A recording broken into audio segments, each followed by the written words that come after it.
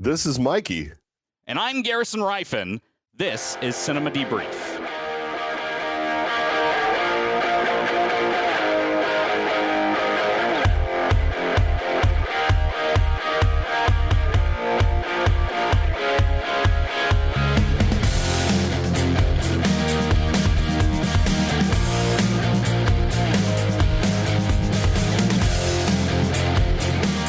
Welcome back to Cinema Debrief. I'm Garrison Rifen. Hope you're enjoying the Martin Luther King Jr. holiday. I'm here alongside Mikey. How you doing tonight, Mikey? Oh, man. I'm doing fantastic. It's still, look, we've still got football. I mean, there's still football on. Like, we're in January, and we've still got some great playoff football going on. So I may or may not have that on as I'm recording this podcast, but my focus is here. I will not lose focus. I'm here to record this podcast and not watch this game that may or may not be on off the right-hand side of my screen here. What you're referring to is clearly the game tonight between Indiana and Miami. Yes. Right. Yes. We're the illusion of when we're recording. Who cares about that stuff? Who cares? Earl gets so mad about that. Who cares about that stuff? No. Yes. Indiana, Miami. Yes. A game that I probably won't be watching because I'm going to a secret screening. No, it's not a secret screening, but the Screen Unseen is in IMAX 3D. Wow. That night. So and obviously I know what that movie is. It's Mercy. It'll be Mercy with Christopher Pratt. So I'm looking forward to seeing and Mercy. Rebecca Ferguson. Earl, you should join me for Mercy on Monday. Well, hey, speaking of sorry. Dr. All Earl, right, my bad. We thought if we're going to have a first guest on this podcast, it's got to be Dr. Earl. How are you doing tonight, Dr. Earl? Hey, guys, I am so grateful to be here and so honored to be your very first guest of the CDB podcast. CDP. Cinema Debrief. Oh, it's okay. No, I was making debrief with 2 words. Yes, CDP podcast. Yes. Wait, hey, where am I? What is this? I'm just kidding. The Cinema Debrief. Here's the truth of what happened, Earl. I'm ready. I'm ready for the truth. We were gonna have Jeremy on as our first guest, but he decided to get married and go on a honeymoon. That's true. Well, and so it just didn't work out. It just didn't work out. Sorry, Jeremy. It just didn't work out this week.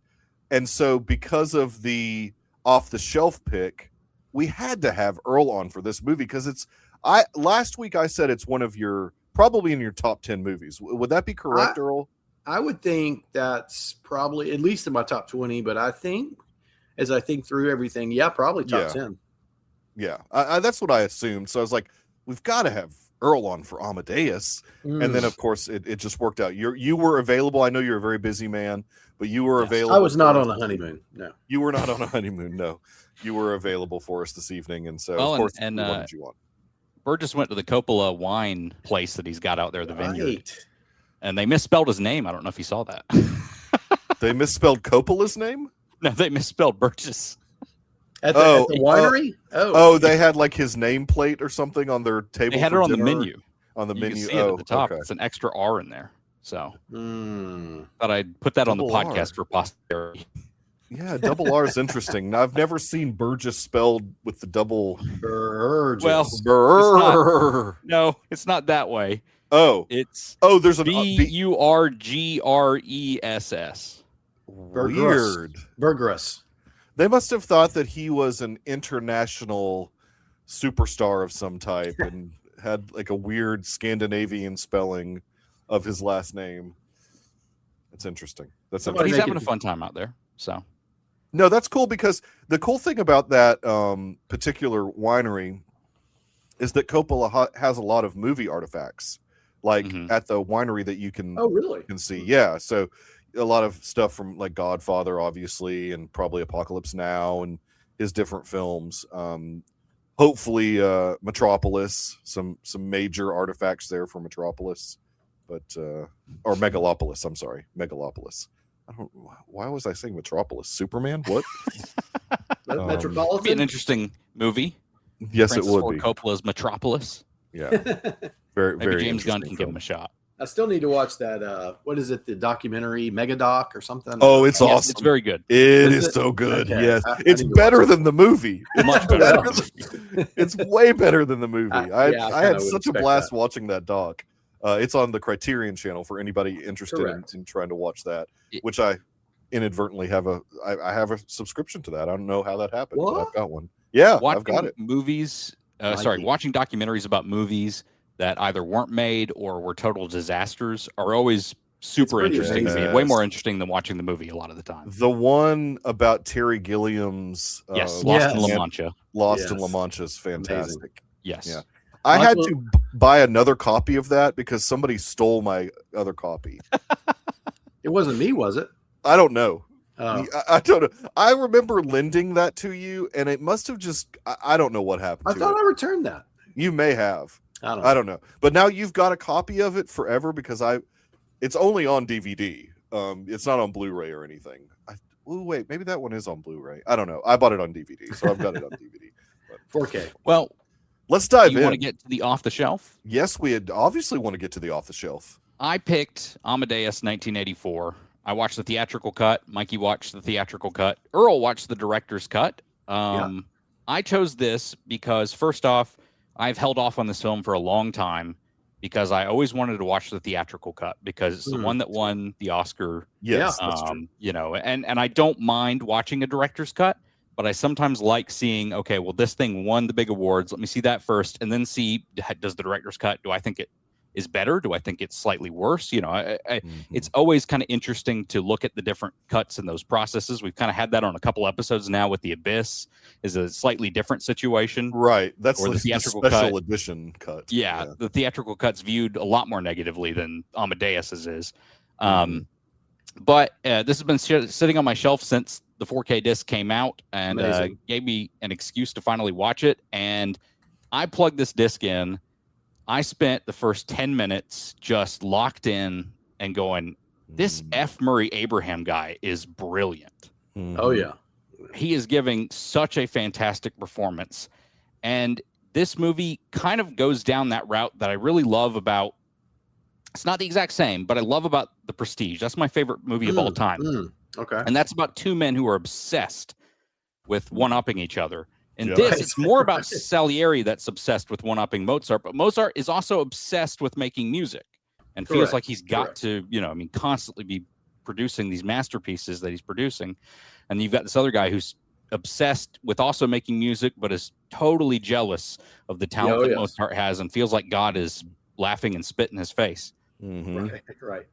And I not only were the performances great and so many great actors just throughout the film, but also the look of the film is so beautiful. And that the 4K disc may help there, but there's so many rich colors and just it's the kind of look that you don't get anymore with digial nowadays. Everything looks too clean nowadays.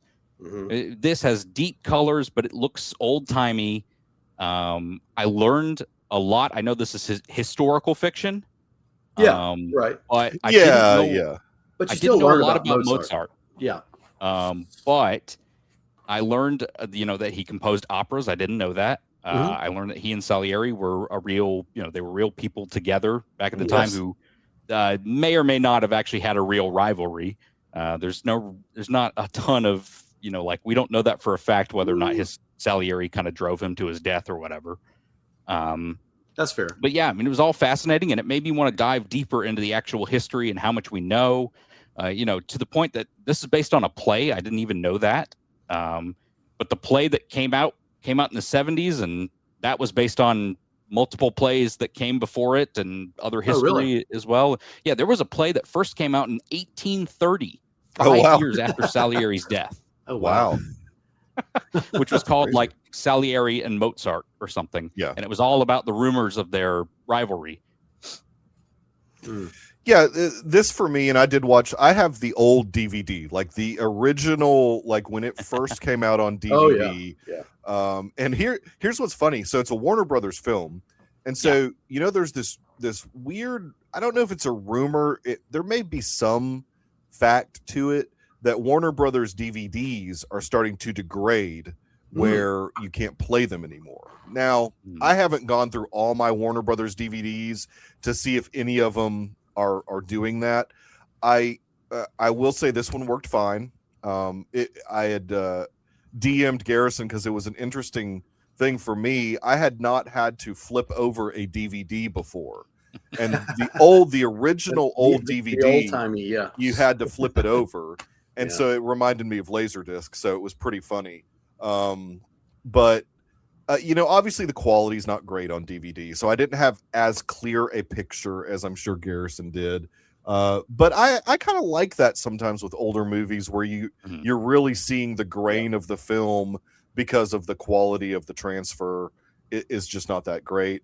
A lot of very interesting, I wouldn't say cameos, but casting choices. Oh yeah.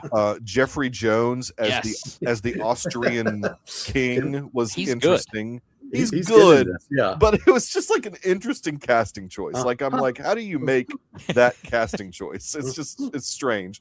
Very young Cynthia Nixon also in my this. goodness, so young. I didn't. Yeah, one of her. I mean, 4th or 5th roles. I mean, super young. The maid. Super young Cynthia Nixon. But yeah, totally agree with you, Garrison, that F. Murray Abraham's performance was outstanding. The distinction, at least from a ratings standpoint, that can easily be made is that the theatrical cut is PG, whereas the director's cut is considered R-rated. It's okay. So that's the basically does have PG on the back of the 4K. So yeah, exactly. And so now back in the day, PG did mean a little bit like, I mean, if you're watching All the President's Men, the PG version, there's a lot of language in that. Whereas nowadays that would probably be a PG-13 film. So PG back then was a little bit different. Runtime's there's like 20 more minutes on the director's cut. Yeah, there is. There's 20 more minutes, but there's also some alternate shots here or there that are in, that are different in both cuts too. But yeah, it's a 20-minute difference in runtime. Yeah. So yeah, I mean, as far as the film itself is concerned, F. Murray Abraham, we see him as we see Salieri as an old man, and he's narrating. So there's a lot of narration going on. I don't always love that, but it worked okay with this for me, where he's sort of reminiscing to this priest that has come to absolve him of his sins. Well, I like that framing because he is confessing to the priest. He's confessing it. Yeah, he's confessing to the priest in a way. Now he's not exactly remorseful about something. Correct. Yeah, that's why I don't know in his mind and Salieri's mind if he's actually confessing. He's more of just like he's just telling the story. He's imparting his life's story. The Mozart characterization, I'm always like, is this really how Mozart was? Was he really kind of a womanizer, kind of a kooky, zany type of character? It's an interesting portrayal. Tom Hulce, great performance. I didn't realize that for whatever reason, Warner Brothers submitted both of them as Best Actor. Oh, wow. Where I figured, I bet Tom Hulce would have won Best Supporting Actor if Warner Brothers had submitted him, because F. Murray Abraham won. He's got a pretty big role. But you know what? Props to Warner Brothers for not committing category fraud.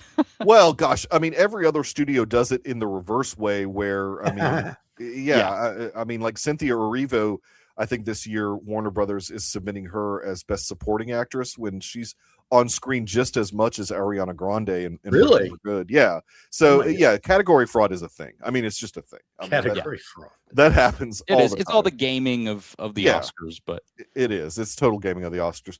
I really, really enjoy the film. I think that from the standpoint of there's a lot of jumping forward in time. It's not always clear how many years we've jumped forward a lot. Obviously when you see the kid, then okay, we've jumped forward quite a bit of time. A little bit, because the problem that I see in it is they really don't age Tom Hulce that much. No, but they make him look more tired and tired. They certainly make him look more tired. Yeah. And like just emotionally ragged and probably substance ragged. He imbibes a lot of alcohol. He's quite, and probably other things that weren't necessarily mentioned. But yeah, I mean, I think Milos Forman, fantastic director, obviously. He had already won Best Director for One Flew Over the Cuckoo's Nest. This was his second Best Director win. Also did People versus Larry Flint, Man on the Moon. I mean, he's just a prolific director. I haven't seen anything that he did prior to One Flew Over the Cuckoo's Nest, but he has a lot of smaller films, a lot of indie films that looked like that were before One Flew Over the Cuckoo's Nest that I did not have a chance to watch. But I think Milos must be like a lover of music in general, because a lot of his movies are in around. He did Hair as well. Yeah, he did Hair. I mean, he did Ragtime. I think he did Ragtime. Yeah. So he was very much into music in general. Earl, I know this is like one of your favorite. Like, what do you love about this movie? Well, let me back up one thing. So I saw this in 1984 in the theater. So it would have been, and like I had not been to a lot of what I call more adult type movies.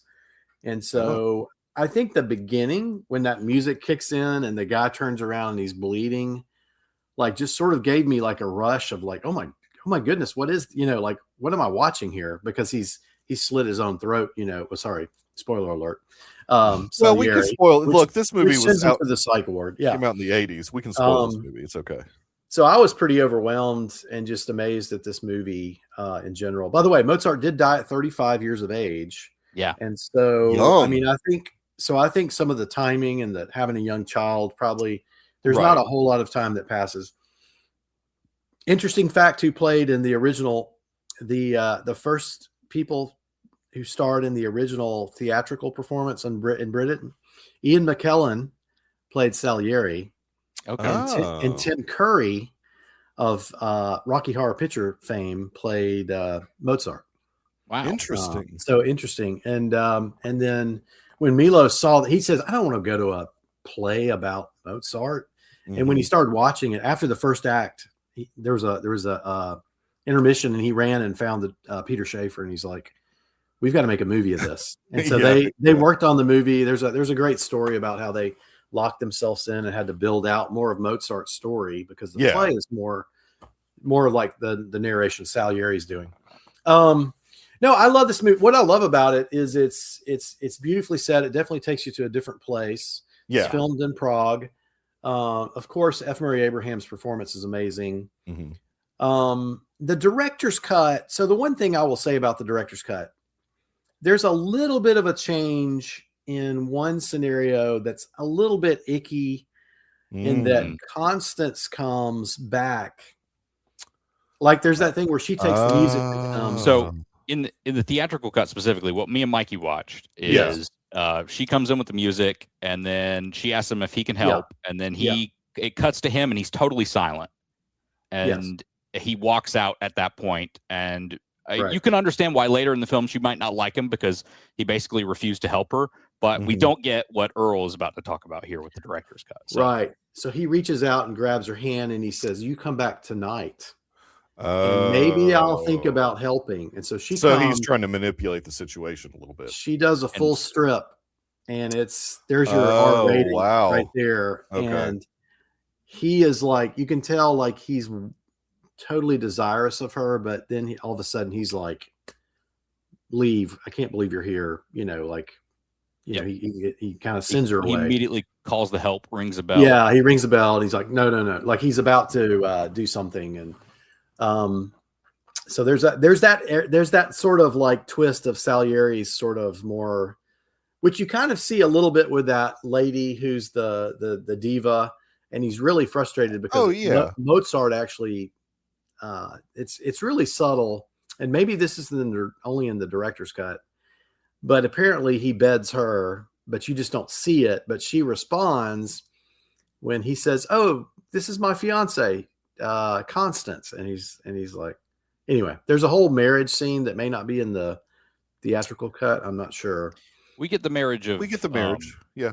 Yeah. Okay. Of Constance and Mozart. Yeah. Okay. We definitely get that. I don't remember that. Anyway, beautiful. My favorite scene in the whole movie, and we can walk through it, is the very end when he's in bed. He carries him back to his house, and they're walking, because I just love like this process of making music concept. By the way, Milos Forman like always loves rebels, and he saw Mozart as like the rock star of that day. Yeah. So the idea that he's like creating something new, right. They don't understand him. He's kind of the party rock star guy. And through the narrative, there's a lot of moments where the thing that Mozart is making is something that the king would not allow, like ballet during the opera, or just certain things like that. The king's too court. Many notes. Yeah, the king's court is basically like, don't you understand that this is illegal what you're doing? So Foreman definitely portrays Mozart as like the rebel rock star for sure. I mean, just that concept of rebelling against what the empire is requesting of him. And even though Tom Holtz does not try to have an accent at all, obviously Mozart's German, right? Yeah, he's and so Salieri, even though F. Murray Abraham doesn't have to try and have an accent at all, he's supposed to be Italian. Which, again, it's the Robin Hood Prince of Thieves thing. It's okay if the actors choose not to have accents. It's fine. Yeah. I think it's just easier sometimes when we go through that process and just understand going in. No, but like Constance sounds like an American from LA. I mean, she has like no accent whatsoever. There's a whole story about her casting too. That's kind of interesting. I did not actually recognize her. Elizabeth Berridge? I don't think that I had seen her in anything. She's not in much. She's like in that, and maybe so it was going to be Meg Tilly. Tilly, and they had rehearsed. She was already over in Czechoslovakia. Interesting. And I mean, they had these great scenes, and then Meg Tilly like ripped a tendon in her leg or something. Oh gosh! And had to just step out. And Milos wouldn't wait for her. He was like, "Look, we're Czechoslovakia." Man, think about what the trajectory of her career, how different it may have been. I know, because she didn't do much of anything. She was a good actress, but I mean, if she had been in an Oscar-winning picture. Think how, oh wow, that's interesting. A torn tendon in her leg. That's horrible. Yeah, or something like her. Not in love with hearing that. That's horrible. No, and probably now they would have worked around that. I mean, like she's not that active. I mean, it's not like she's doing action scenes. I don't. No. Yeah. But and so Milos, they went back one weekend. They couldn't decide who to cast. They looked at like 60 girls, and they said, "All right, just bring these two." And they brought them both to Prague. And then like Elizabeth Berridge in this documentary thing I watched, she's like, we were both there 2 weeks. We still didn't know which one he was going to pick. Like we just kept filming scenes. Wow. Like with two separate actresses. Wow. That's and crazy. Finally he was just like, okay, you're it. And so it's, she went to him and says, I've got to go home. This is crazy. Wow. And then afterwards he goes, okay, you got it. So he goes, that's like what Constance would say. You got it. Yeah. So, I mean, most of the stuff for me that was like my favorite stuff is when they were all the opera stuff, like just the different, even like when they were doing quote unquote vaudeville. That was fun. Yeah, not necessarily the vaudeville in America that we're used to, but that's what they called it back then was vaudeville. Just like any opera that involved zaniness and comedy. They kind of called vaudeville. I loved the horse sequence. Where they were feeding the horse different things and different things were coming out of its butt.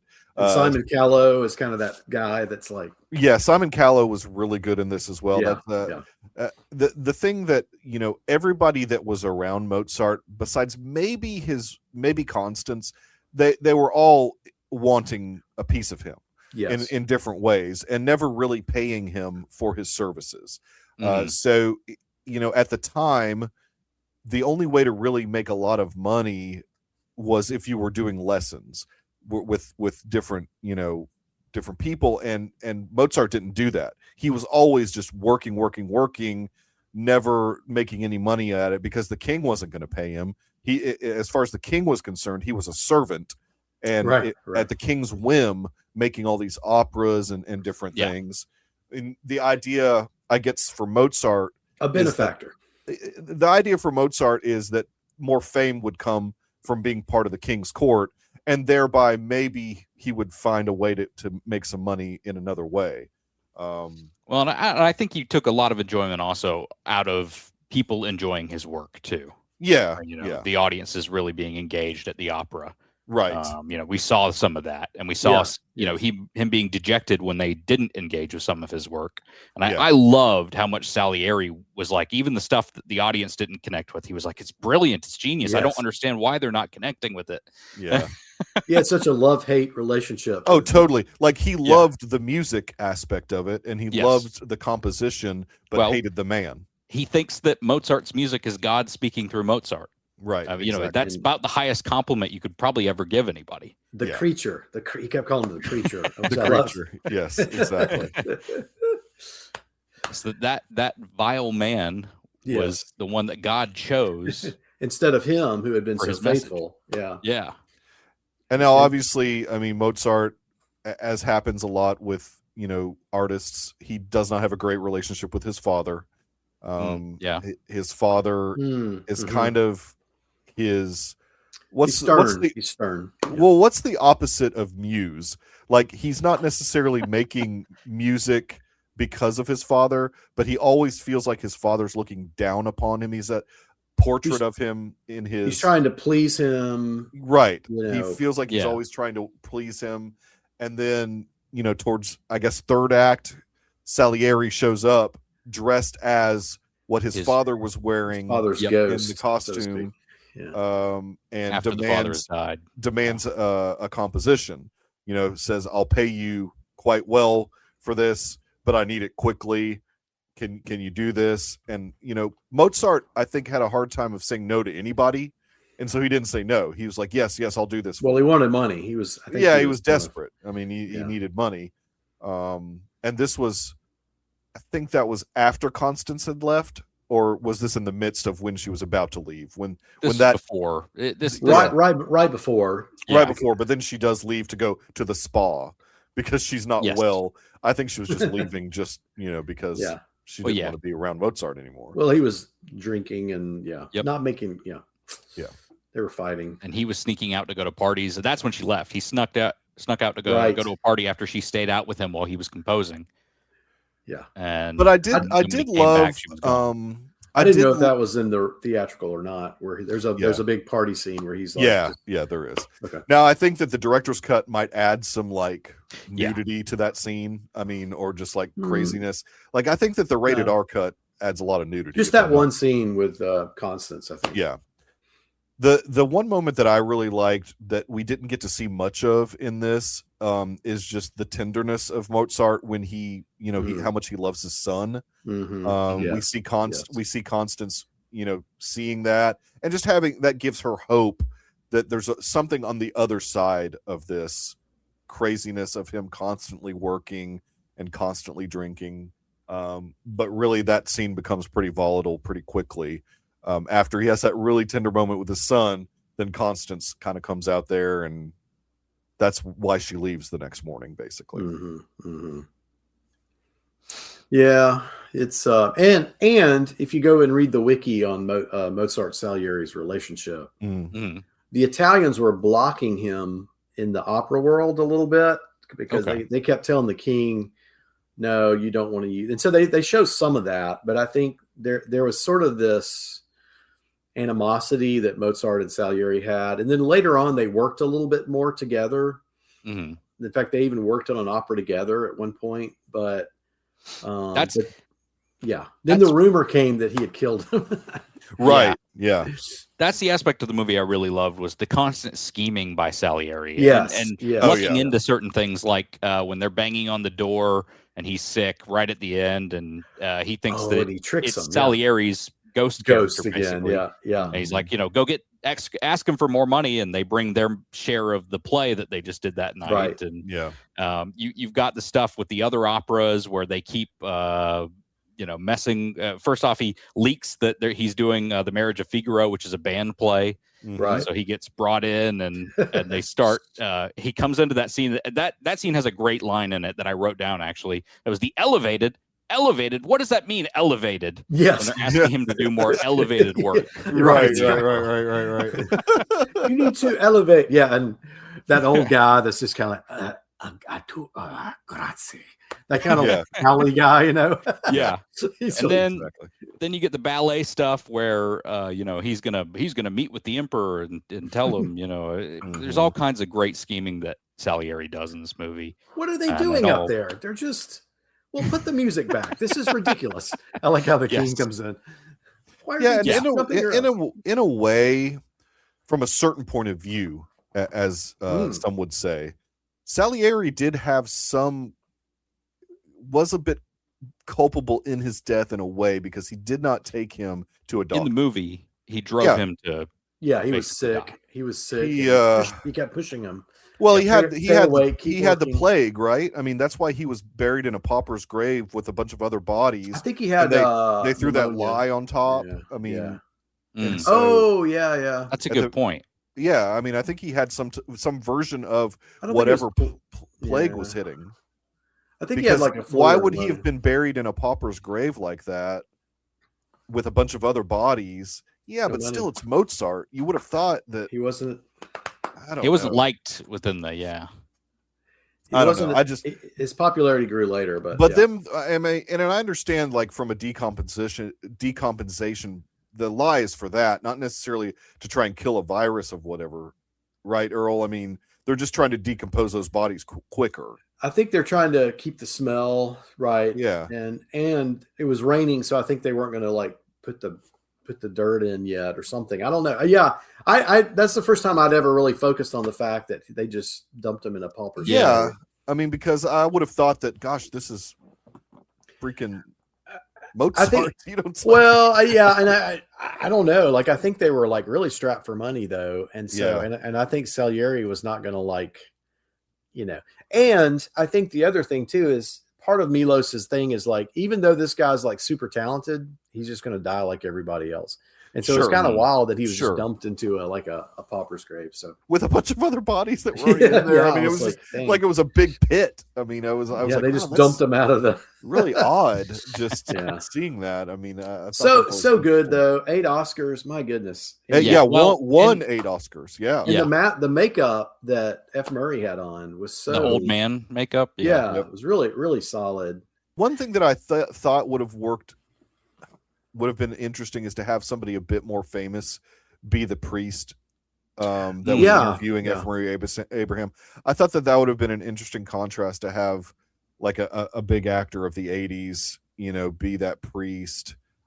I don't know who. I can't think of anybody off the top of my head, but I mean, I know at some point you don't want your budget to go crazy and have a bunch of super famous people, but because also Tom Hulce was kind of an unknown. He had been in some things. He'd been in Animal House. He was he had been in some things in Animal House. But he's another interesting case because his career really did not skyrocket off of Amadeus like you thought maybe it would. I think F. Murray is the one who took off. Oh yeah, he was pretty much. I mean, and Jeffrey Jones was in a bunch of stuff until he started doing some things. Inappropriate things in his real life, as apparently happens quite a bit in Hollywood. But yeah, F. Murray Abraham's certainly been the one that has had the longest and most fruitful career from winning an Oscar. Yeah, Conchu. Yeah, he was Conchu. He was Conchu. He had to. He's White Lotus. Wasn't he on White Lotus too? MCU. Yeah, he's in some MCU. He's part of the MCU. Yeah. So here's a funny thing. So Milos didn't want any known actors to be the studio kept pushing him. We want famous people. Sure. And he said he was like, no, I want everybody to be unknown.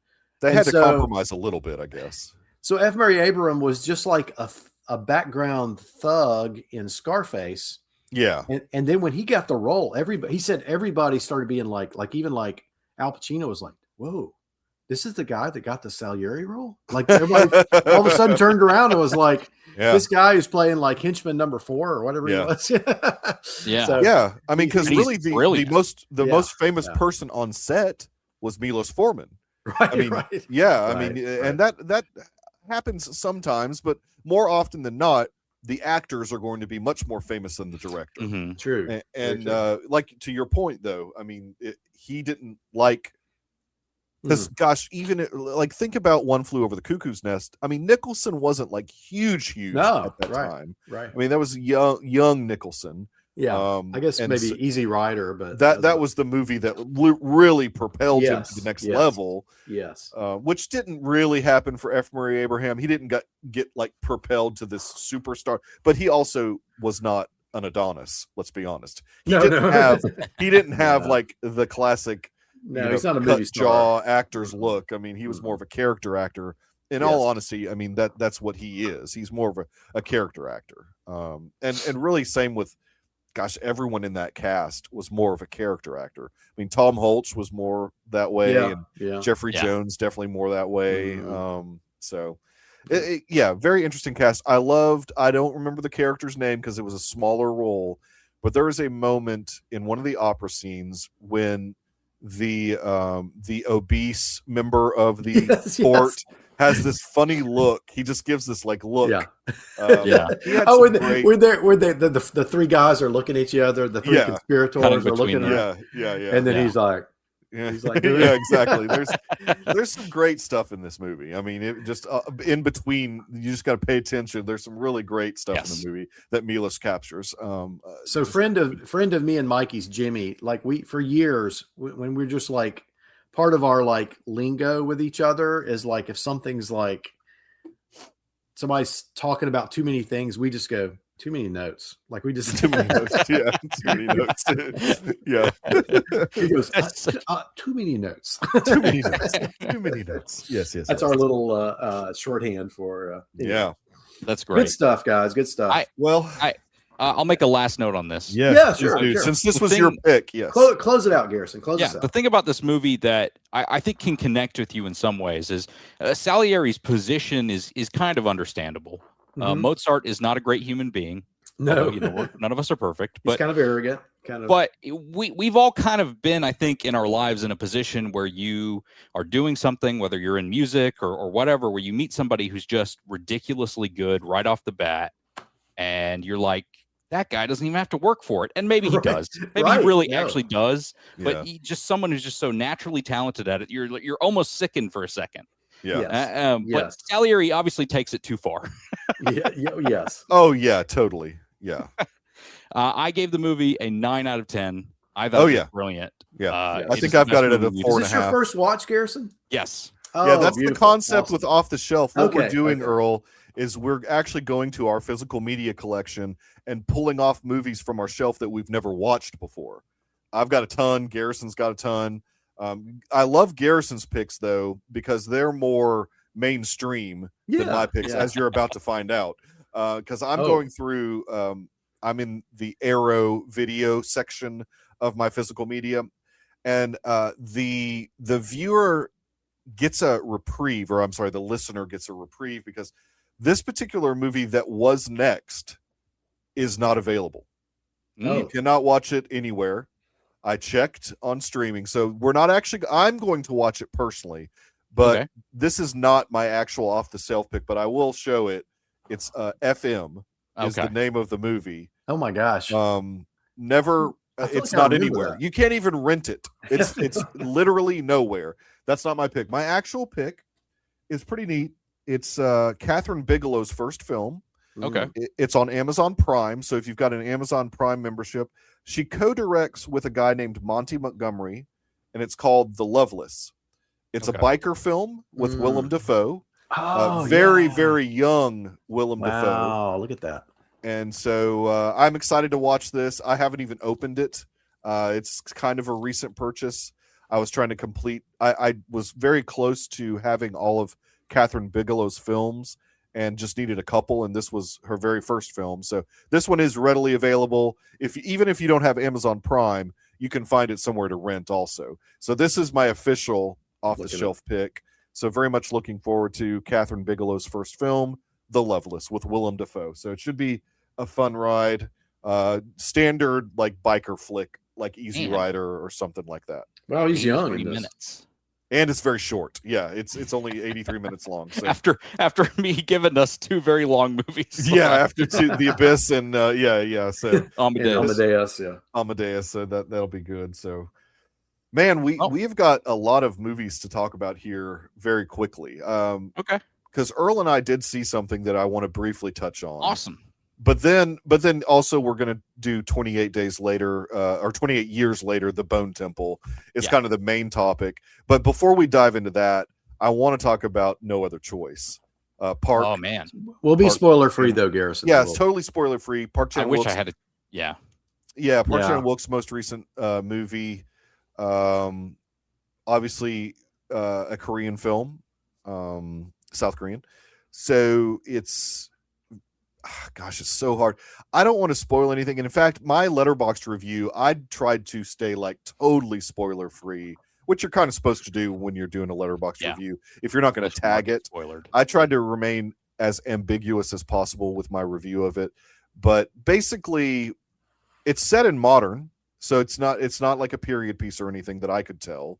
I think it's pretty modern because there's AI mentioned in the movie. So I mean, AI technology is sort of coming into view within a lot of manufacturing jobs in general. Mm-hmm. I mean, AI is coming for, unfortunately, and robotics. AI and robotics is unfortunately coming for. It's already hit the automotive industry. It's hitting a bunch of other industries as well. Our main character in this works in paper, so and is very passionate about paper. There's many scenes of him eloquently speaking. Played by Lee. Yeah, I don't even want to try the names. You can try them if you want to, Earl. But okay, keep going. I apologize for but that. he basically has been working at this company for 25 years, and a Canadian company comes in and buys the company. I think American. I thought. Oh, I thought it was Canadian. Well, they said. Well, oh, you're right. It was American. They said something about the Americans at one point. Yeah, they complain a lot about the Americans in this. The Americans coming in and buying all our companies. So the Americans come in and buy his company, so he gets laid off. And in this particular area that he's in, there are several other paper companies, but there's a lot of competition for very few jobs. And so our main character perhaps does some things that are a bit nefarious to maybe make sure that there aren't as many people available. This is based on a novel from 1977. The Axe by Donald Westlake. Yeah, and I mean, the synopsis of that is that a guy is laid off from his job. Yeah. And after 18 months of unemployment, he goes out to start murdering a bunch of people who are competition for another job. Yeah. So now, I've not obviously read that book, and I don't know what the tone of that book is compared. Dark comedy. Okay. This is there's dark definitely comedy still elements of that.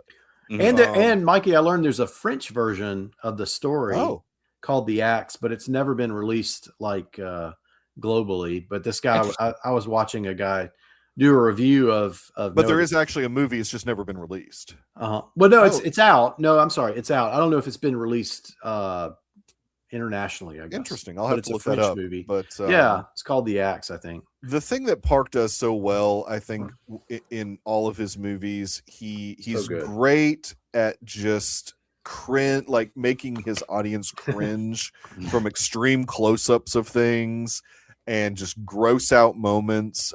This is the director. Park Chan-wook's the director of Old Boy. Yeah. That's probably his most famous is Old Boy, and then he's got several other films. But when you watch Old Boy, you have this expectation of what you're probably about to watch, and you're like expecting graphic violence, and there isn't necessarily any of that, I would say, too much in this, but there are some very zany, as I put it in my review, there's some zaniness about the character. He reminded me a lot, like in my review, I said it reminded me a lot of if you were watching the Pink Panther and Clouseau try and solve his cases. Like, he always is sort of a bumbling idiot, but somehow the cases get solved. Yeah. It's similar to a lot of this. I really loved the heck out of this movie. It cracked into my top 10. I've still got a lot of movies to still see for 2025. But this did crack into my top 10. I thought it was really well done. I agree. Earl, what did you think? Yeah, I think so. So Korean culture has the whole shame honor concept, Right. and so it's interesting that because like in America, I mean, layoffs happen all the time, right? So people say, okay, yes, they do. But for these guys, like, because they've been at this and they think paper is their life and their whole identity is tied up into it. Yeah. There's like this really funny scene of like career coaching that they're like, okay. Yeah. And they're doing these things and these exercises, tapping their head and saying, I'm a good person, because they take it so it's like shameful. Yeah. And so I think that adds an extra layer that may not be in the original story, but I think and there's sort of this desperation that Lee Bun Yun's character, I think his name is I'm not gonna say it. Well, I mean, and I listened Mansu. Yeah, I listened to an interview with Park, and he certainly said that he had to find a way to infuse Korean culture into the story, that would make sense for audiences in his country. That's right. Even though he wasn't necessarily, I think all directors want everybody to watch their movies, but he understands. Look, I'm a Korean filmmaker. I'm making this for the Korean people. I want to make sure that there's enough in this that resonates for them. And like you said, a lot of it is this shame ideology of their jobs and whatnot. But I like your bumbling. I think the great thing about Park Chan-wook is you don't know where this thing is going to ever go. It's know. From scene to scene. And so Garrison, when you see this, you're just gonna love it. And there's the ways he shot things. Like he took these like flourishes, I would call them, of like there's one scene where two guys are on phone talking to each other, and he superimposes one guy into the other guy, or he'll zoom in on like the bugs eating, So he does all these just sort of cinematic technique flourishes. Well, and his wide shots too, where you've got your main character here, and you've got the character your main character down here on the corner. So it's just he's got some great shot composition. It's masterful. Really great. Yeah. Now I don't personally, I didn't like the ending, and I'm sure that stuck to the story of the book. Because you're kind of conflicted morally. Like I'm rooting for this guy. I understand his desperation. You care about him, but then you're like,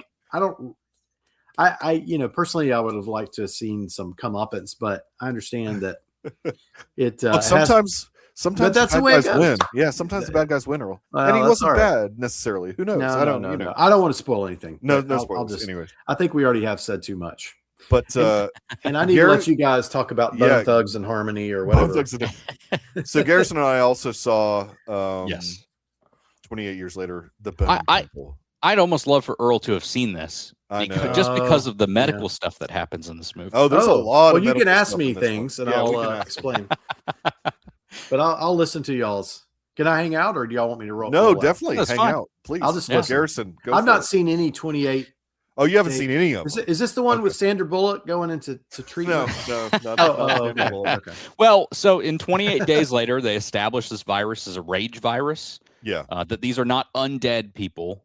That's the difference between these zombies and maybe other ones. Is these guys aren't actually undead necessarily. Okay. Yeah. So in this one, they still like brains, though. Yeah. Brains. Yeah. They still eat brains grossly. But in this one, we shift the focus from the little boy, who is still there and is still important. Yeah. But more to Dr. Ian Kelsing and to the head of the Jimmies, basically. Yeah. Jimmy Crystal. Sir Lord Jimmy Crystal. Sorry. Sir Lord Jimmy Crystal. Right. Exactly. Yes. So, I mean, obviously, the son of Saint Nick or whatever. The doctor is Rafe Fiennes. Yep. And Jack O'Connell is Jimmy. Jimmy Crystal. Jimmy Crystal. Yeah, exactly. Yeah. And look, they are. I know you didn't love this as much as I did necessarily. I didn't, and we'll go into why. But you go first, though. I mean, this is a brutal film. It doesn't hold back. The Jimmies are.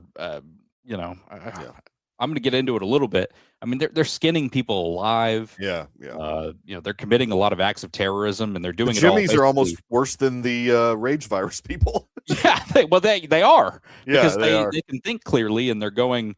They're basically doing this in service of Satan. And I mean, that's not like it's like straight up said to you throughout the film that these guys are doing this because they believe that Satan has brought the virus down and they are paying tribute to him, basically. Right. Yeah.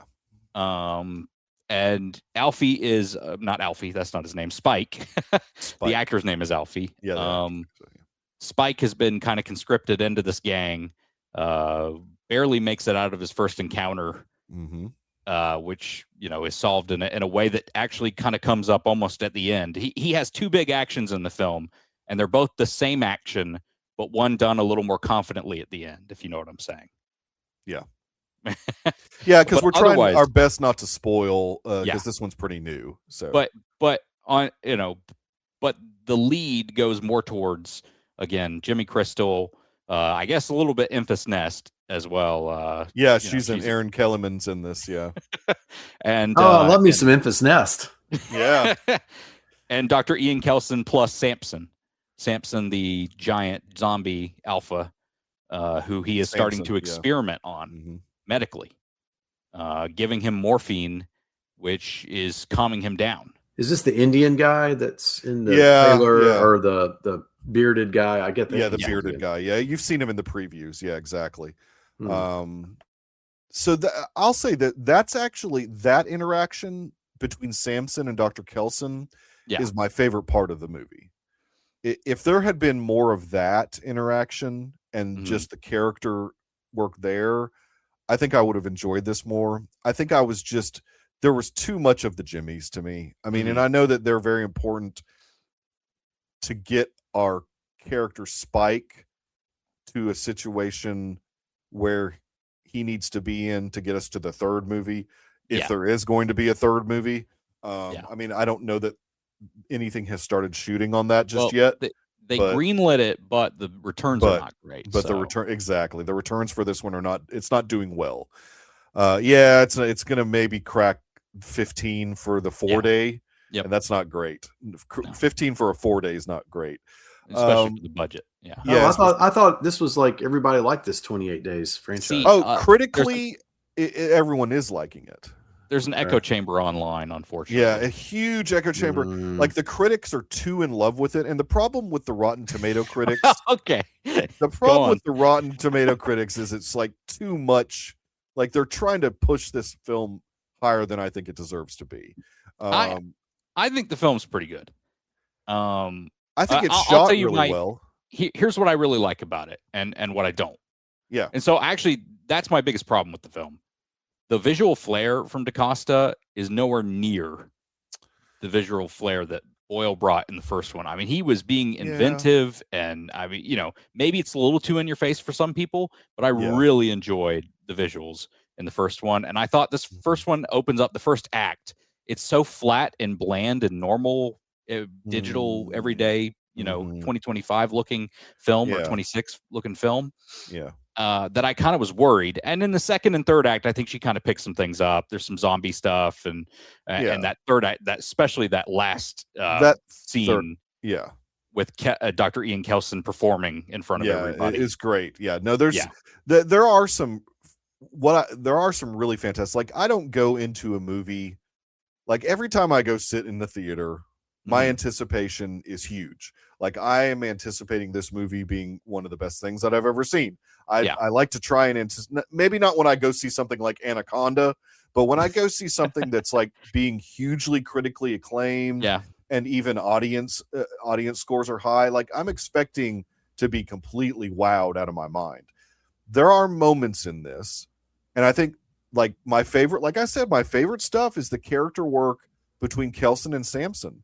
Like I really loved. There's just some great moments with that Indian actor who he just does some, like when he's eating the berry. I'm trying not to spoil anything, but there's just some really, really great character moments that I wish I wish they would have explored that more. But that was the almost C storyline in this. Like you had Spike. Jimmies. Well, you had Spike. So Spike is the character that has come from the third movie. He's come over. So, and this is a character that we followed all through the third movie. So when you're going into this as a viewer, you're probably thinking that's going to be our A storyline, is the fact that Spike at the very end of the third movie runs into the Jimmies, and we're going to continue that storyline, and Spike's going to be a major character. And he's kind of sidelined a little bit. Now, I think that from an acting standpoint, it was probably a wise decision to sideline him, just because that way you can work with Ralph Fiennes and Jack O'Connell and let them do their magic on screen, because they're both fantastic. Yeah. And there is a really great scene of just Kelson and Jimmy just sitting down and talking. Yep. That is a fantastic scene. So I don't deny that there are some great moments in this, but it felt like a stopgap to get us to a final film.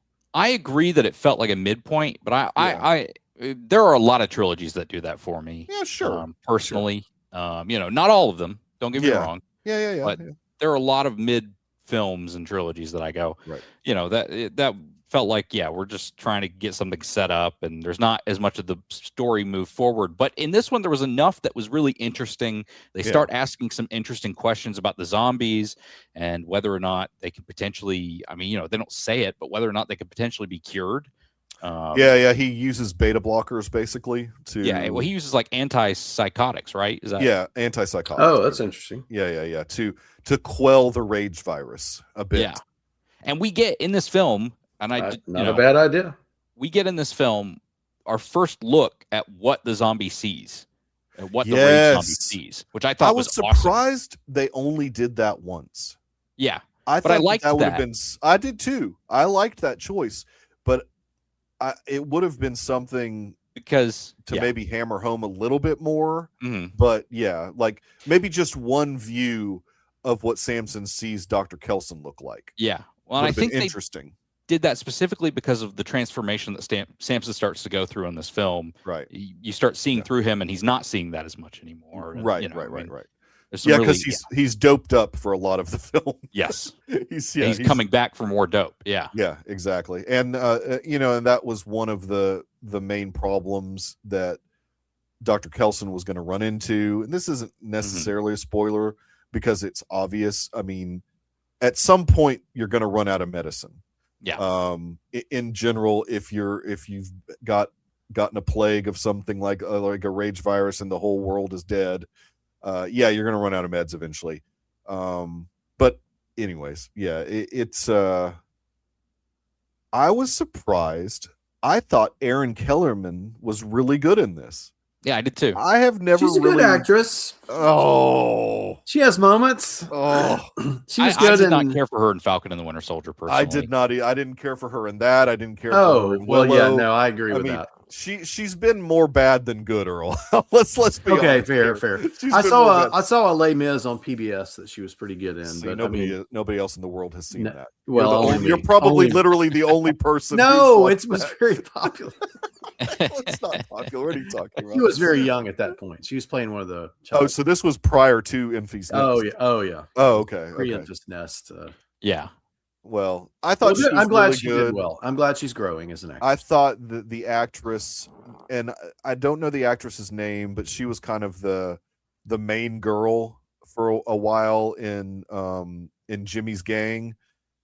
She the first time I had seen Jemima or whatever. Yeah, Jemima. Yeah, exactly. The first time I had seen her was in Mayor of Kingstown. She was in a couple seasons of that, and she was really good in that. She was playing an American.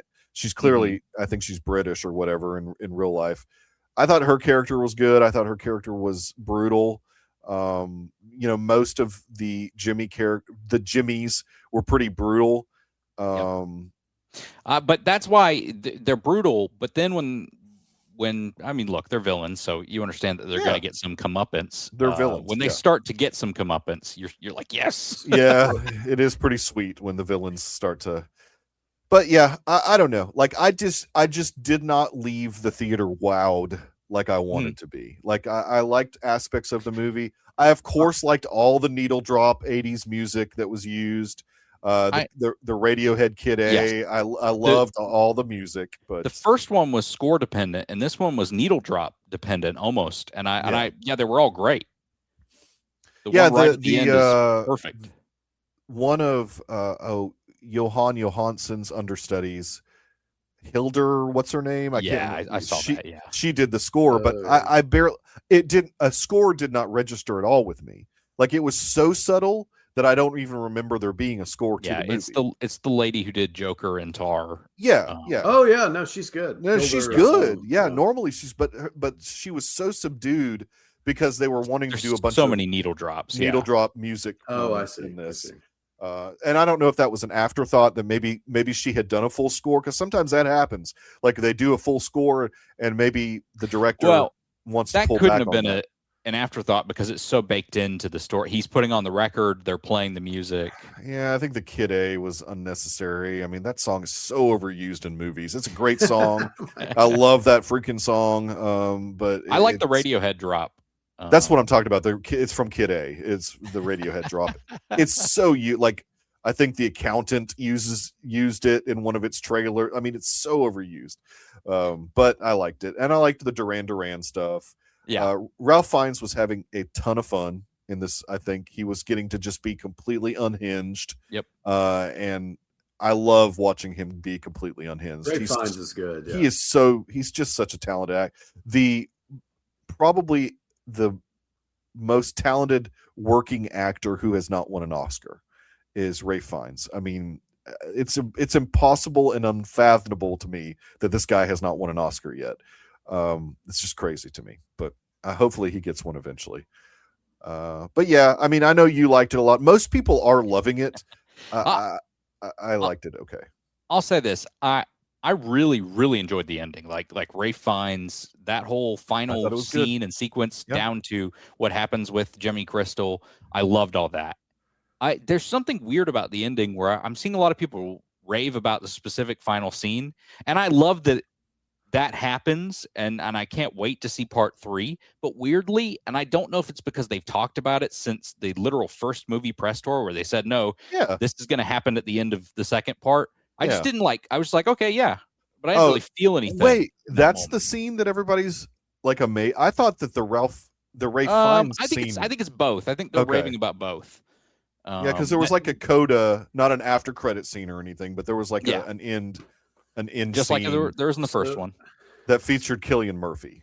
Yes. So these are all written by Alex Garland too. They all are. Every single script, days. Co-wrote or wrote. Yeah, completely. Awesome.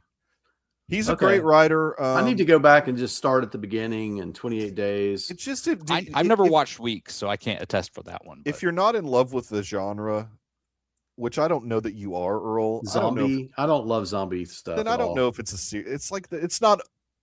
I don't know. Okay, fair. I don't know, man. I mean, I don't think you need to watch them. There's much better. Like, if you want real good zombie movies, there's much better zombie movies out than this. Fair. I don't know. I think it's pretty good. But... The first one is really good. The one with a ringing endorsement from the first one is really good with Cillian Murphy. That was in the early 2000s. That one's really good. A very good movie. Well, that's where I'd start, of course. And then the Sandra Bullock one right before that. So. Yes, of course, the Sandra Bullock one. Just 28 days. Very quickly, if you're done, Garrison. Yeah. Very quickly, I did watch The Rip. Okay. It is awesome. Like, I'll be honest, it is awesome. That's all I'll say about it. I loved Ben Affleck and Matt Damon together in this movie. It is. Where is that showing? Netflix. Okay. It would have been so freaking awesome in IMAX. That's why I hate movie theaters. That's why I hate watching Netflix movies with big stars in them that have a lot of action, because as I'm watching the movie, I'm like, oh, that would look awesome on IMAX. Oh, that would look like throughout the whole movie. I'm just like, oh my gosh, this would look awesome in IMAX. Why am I having to sit here and watch this on my couch? It's just so stupid and short-sighted. It's short-sighted, totally. Like just make some money now. Yeah. And then you can put it on your platform in a few months. Yes. And like everybody else. And that's just your big films. Your smaller, films. You can still put day one there. And your TV, people aren't going to unsubscribe because of that. You get more cash in. You have a different revenue stream. You diversify your what you're trying to do as a business. I don't get it. But it's just because they want to crush theaters. That's it. That's the only reason. Yeah. They're feigning interest in theaters now because they're buying Warner Brothers, but and they'll They'll break that eventually. But gosh, just Affleck and Damon know each other so well that their back and forth in this movie is just perfect. I mean, it's like their timing is key. Like they're just so good in this movie. And so I highly recommend The Rip, even if you don't get to unfortunately watch it in a theater. But anyways. All right. Well, Dr. Earl, I don't think we can find you anywhere on social media. If you can confirm that, I guess our Discord. He's in the Discord. I'm always in the Discord popping. He's always in the Discord, the pretentious corner. The pretentious corner still lives. I'm awaiting your Noah. War and Peace. Yeah, you're waiting my what? Your no other choice comments in the pretentious corner. Oh yeah. You need to make some comments in there. Okay. Hype the movie up. I've still got to do my War and Peace one. I just realized that. So you watched War and Peace? Oh man, all four oh my movies. Oh my it's miraculous. Right on, dude. I could talk about it, but I won't. If you want to see Earl's thoughts on those things and more, you can email us at cinemadebriefpod@gmail.com or even DM us on Twitter at cinemadebrief or Instagram cinemadebrief.